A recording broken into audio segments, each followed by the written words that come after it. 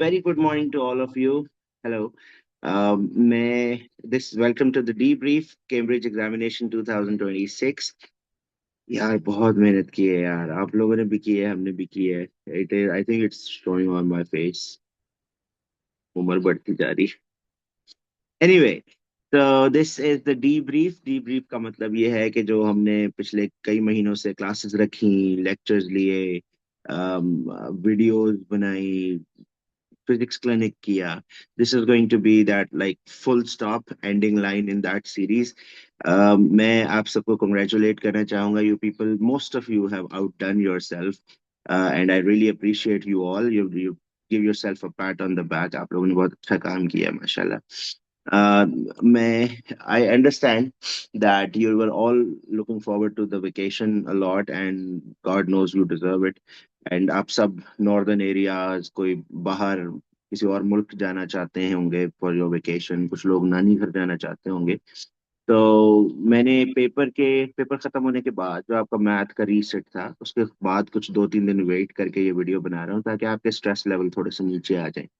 I want to educate you about how to plan for the future. जो अब incoming आपका अगला जो भी एजुकेशनल ईयर शुरू होने वाला है, जैसे A2 वालों ने यूनिवर्सिटी जाना है तो कुछ उनके लिए इंस्ट्रक्शंस हैं, कुछ A1 वालों ने अब A2 के लिए तैयार होना है, कुछ उनके लिए इंस्ट्रक्शंस हैं. इस तरह O लेवल वालों के लिए भी कुछ मैं आपसे शेयर करना चाहता हूँ.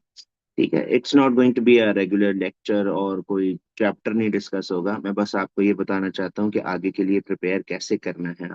ओके. तो it's an advice video. Of course आप जब तक वक्त के हाथों ठुड्डे नहीं खाएंगे तब तक आप कुछ भी नहीं करेंगे. लेकिन मैं, as I been through this, I want to share my experience with you all. Alright, stay with me.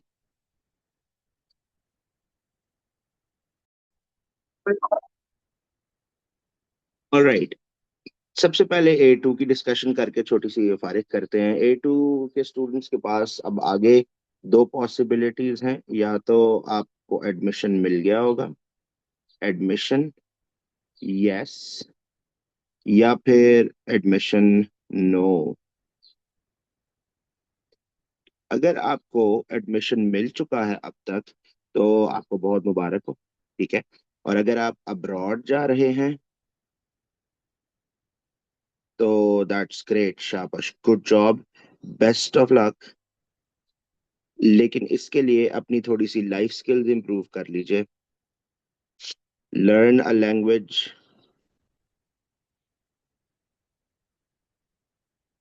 Plus research near by places. आप जिस यूनिवर्सिटी में, जिस शहर में आपका एडमिशन हुआ है, आप वहां जाने से पहले वहां की कोई लोकल लैंग्वेज जरूर सीख लें. और नियर बाय प्लेसेस की रिसर्च कर लें. खाना कहाँ से मिलता है, नियरेस्ट मेट्रो कहाँ से मिलेगी आपको, उसके बाद सिम कहाँ से मिलेगी, फोन्स कहाँ से मिल सकते हैं. जो भी आपकी रेगुलर एवरीडे रिक्वायरमेंट्स हैं वो आपकी कहाँ से पूरी हो सकती हैं. जनरली 7-Elevens या इस तरह के, जैसे हमारे पास यहाँ मेट्रो होता है, यूरो स्टोर होता है, इस तरह की हर जगह पे ग्रोसरी स्टोर्स होते हैं. आप उनके बारे में पता कर लें पहले से. You should be prepared for it. अगर आपका अब्रॉड नहीं, लोकल एडमिशन हुआ है, लोकल एडमिशन यानी पाकिस्तान की किसी यूनिवर्सिटी में आपका एडमिशन हुआ है, तो भी आपको बहुत बहुत मुबारक हो. उसके लिए मैं आपको रेकमेंड करता हूँ, जो भी आपका रिक्वायर्ड डिसिप्लिन है, आप उससे रिलेटेड एफएससी बुक्स पढ़ लें प्लीज. एफएससी की बुक्स पढ़ लें, क्योंकि मैं भी, आप समझ लें, ए लेवल का स्टूडेंट था और फिर किसी पब्लिक सेक्टर की यूनिवर्सिटी में जब एडमिशन हुआ तो मुझे वहां जाके एडजस्ट करने में बहुत मसला हुआ. बिकॉज वहां के टीचर ये समझते हैं तो आप एफएससी में पढ़ के आए होंगे ये चीजें. तो अब जब हम ए लेवल के बच्चे ऐसी यूनिवर्सिटीज पहुंचते हैं तो बहुत सी बातें हमने पहले नहीं पढ़ी होती. तो एफएससी की बुक्स को स्टडी कर लें प्लीज.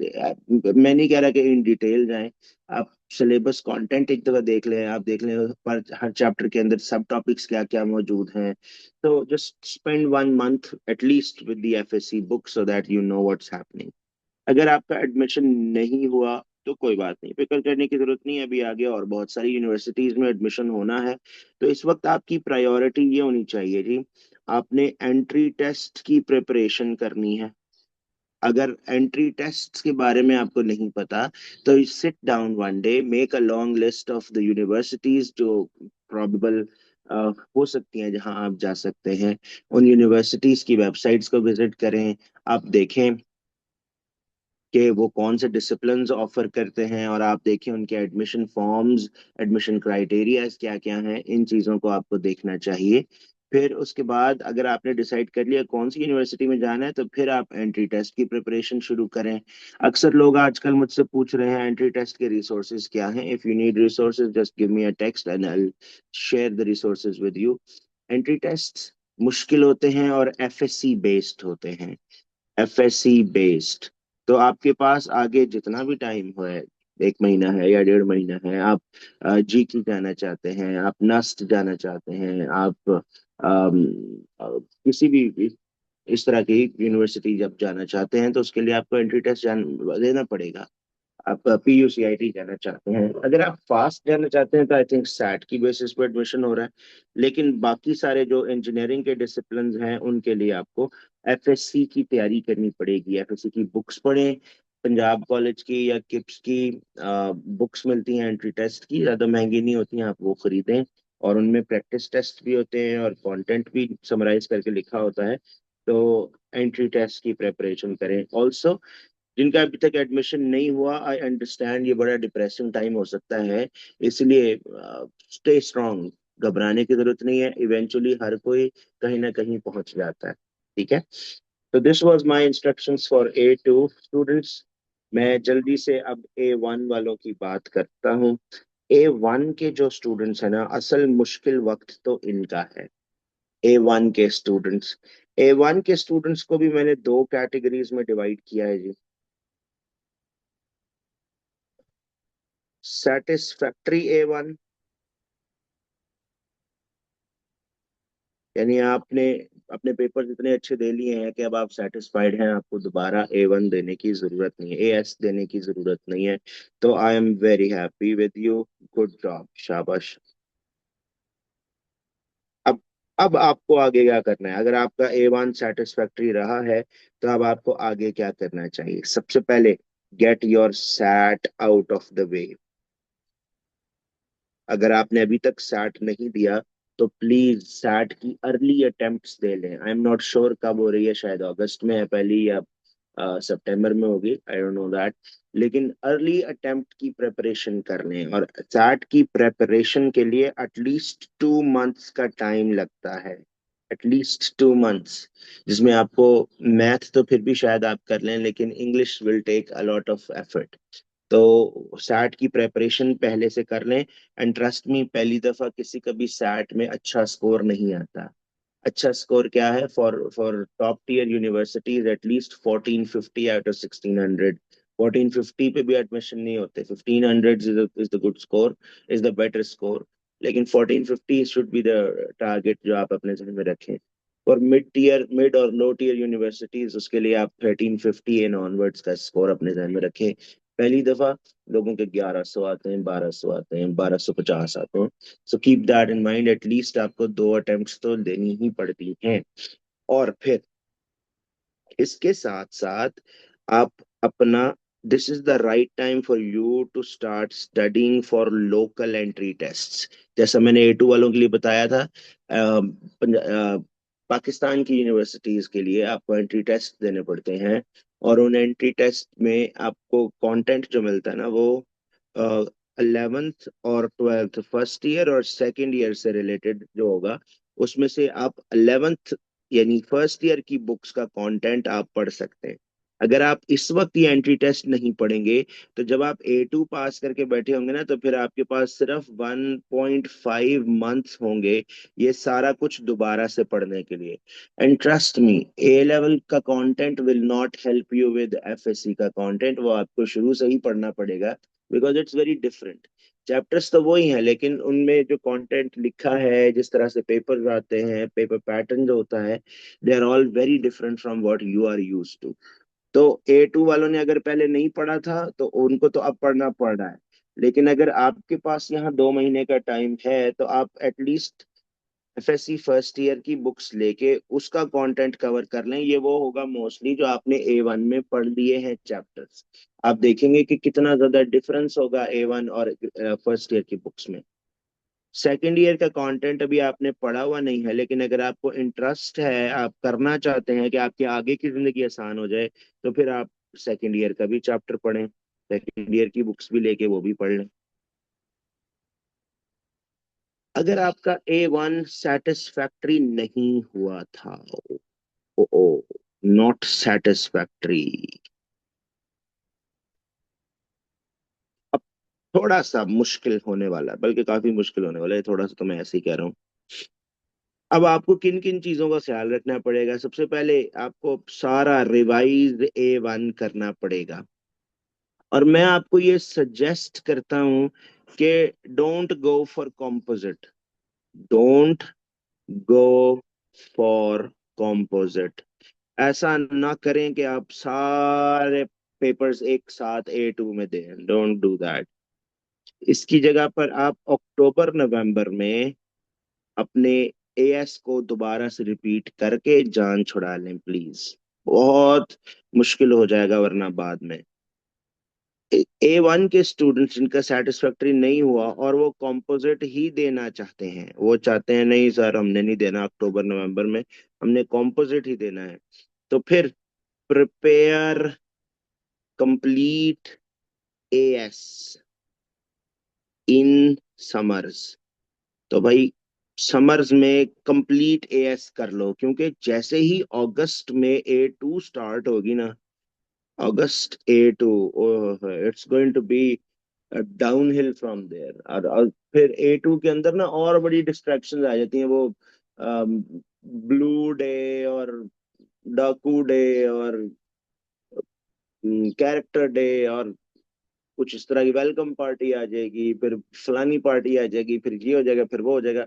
तो आप A2 में पढ़ ही नहीं सकेंगे। और अल्लाह माफ करे, अस्तगफुरुल्लाह, A2 का कंटेंट इतना मुश्किल है। ओए होए होए, मैं डरा नहीं रहा, trust me, I been through this. A2 का कंटेंट इतना मुश्किल है कि आप ये जो सारी डिस्ट्रैक्शन जिनका मैंने नाम लिया, इसके अलावा और भी काफी डिस्ट्रैक्शन होती हैं, आप समझ ही गए होंगे, विंक विंक। तो ये इन डिस्ट्रैक्शंस के साथ A2 पढ़ना तो भाई बहुत अजाब होता है।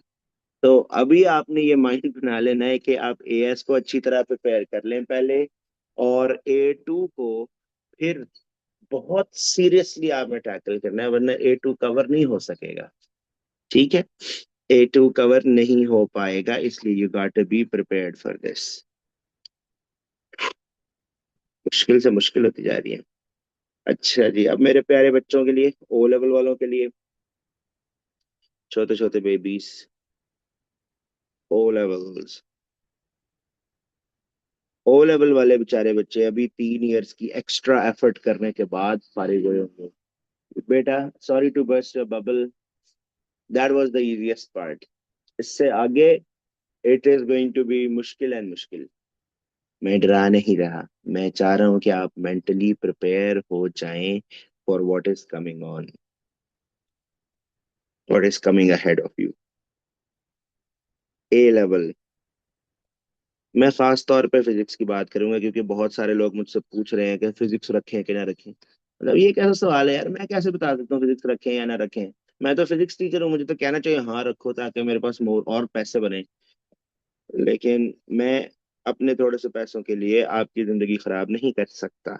A level physics is very demanding, demanding, काफी ज्यादा, बहुत एफर्ट डिमांड करता है। लोग समझते हैं हमने तो 8 सब्जेक्ट पढ़ लिए भाई O लेवल में, हम तो A लेवल के 3 सब्जेक्ट क्या चीजें हैं बेटा, A लेवल के 3 सब्जेक्ट इससे ज्यादा एफर्ट डिमांड करते हैं। ये तो आपने आखिर के 3-4 महीने में विजन एकेडमी आके पढ़ाई करके आपने A ग्रेड A स्टार ले लिया। A लेवल में ऐसा नहीं होने वाला। Physics is very demanding, but physics is very rewarding as well. It is a very good subject. अच्छे अच्छे एडमिशन्स मिलते हैं अगर आप इसमें अच्छा स्कोर कर लेते हैं। बहुत सी यूनिवर्सिटीज की रिक्वायरमेंट होती है जी फिजिक्स का एक अच्छा स्कोर। तो A लेवल में physics is demanding but it is very rewarding as well. तो मैं यूजुअली लोगों को सजेस्ट करता हूँ कि अगर आपका O लेवल में A एंड अबव है, तो फिर फिजिक्स यस करें। अगर O लेवल में B एंड बिलो है, तो नो, डोंट कीप फिजिक्स पे। फिर आप कोई ऑल्टरनेट अपनी जिंदगी में ऑल्टरनेट तलाश करें कि हम कुछ और कर लेंगे। साइंसेस की तरफ नहीं जाएंगे। अच्छा, ऑनेस्टली मैं अपनी पर्सनल ओपिनियन बताता हूँ, इट्स नॉट वर्थ इट। वैसे बहुत ज्यादा एफर्ट करनी पड़ती है, बहुत ज्यादा, इतनी एफर्ट करते हैं कि सोशल लाइफ बंदे की रह जाती है। तो फिजिक्स रिवॉर्डिंग भी काफी ज्यादा है, लेकिन डिमांडिंग भी काफी ज्यादा है। तो अगर आपने डिसाइड कर ही लिया है कि यस टू फिजिक्स, हमने फिजिक्स रखनी रखनी है जी, सर उस्मान के पास आना ही आना है, तो मैं आपको ये सजेस्ट करता हूँ। अच्छा, थोड़ी सी सेल्फ प्रमोशन भी तो होनी चाहिए ना यहाँ पे। मेरा एक यूट्यूब चैनल है, KYM physics with Usman. Okay, you should like, share, and subscribe, and also comment on it. I love to read your comments on the video. तो वहां पर मैंने चैप्टर्स को अपलोड किया है। Chapters are uploaded. सारे chapters नहीं अपलोड किए, अभी तो आहिस्ता आहिस्ता सारे हो जाएंगे। लेकिन जो चैप्टर्स मैंने अपलोड किए हैं, आप उनको देखें। Watch those two decide if AS physics is for you और नॉट। आप वीडियोस देखें, और उनसे आपको अंदाजा होगा कि उसमें जो कंटेंट है वो आपकी समझ में आ भी रहा है या नहीं आ रहा।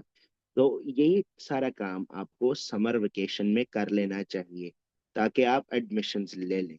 आप बेटा जिस स्कूल जाएंगे ना एडमिशन लेने, उनको तो एडमिशन से कर्ज है, उनको उस फीस से कर्ज है जो आपने उनको देनी है। वो तो कहेंगे हाँ हाँ रखो रखो, बहुत अच्छा सब्जेक्ट है, रख लो जल्दी से। उन्होंने नहीं आपकी जगह 2 साल पढ़ना। तो इसलिए you have to make an informed decision. Summer vacation में कुछ 1 2 3 चैप्टर्स पढ़ लो, मैथ के, फिजिक्स के, केमिस्ट्री के, A लेवल के, ताकि आपको अंदाजा हो जाए कि क्या वो सब्जेक्ट आपके लिए है भी या नहीं है। ठीक है, alright. So this was my debrief for you people. Thank you very much for staying with me. I love you all so much, and I would always continue to make effort for all of you. Have a very productive, have a very relaxing summer vacation. Signing off for this term, your favorite physics teacher, Usman bin Aslam.